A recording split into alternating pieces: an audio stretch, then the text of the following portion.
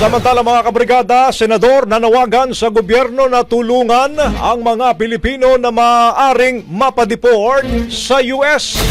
Brigada Ann Cortez, ibrigada mo! Brigada Live Report.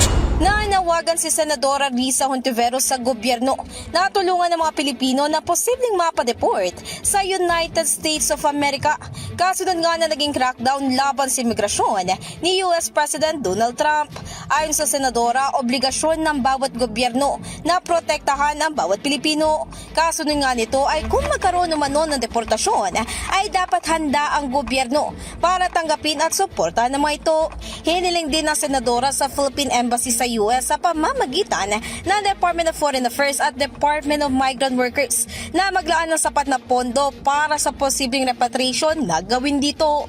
In the heart of changing lives, ito si Brigada Ann Cortez ng 105.1 Brigada News FM Manila, The Music News Authority.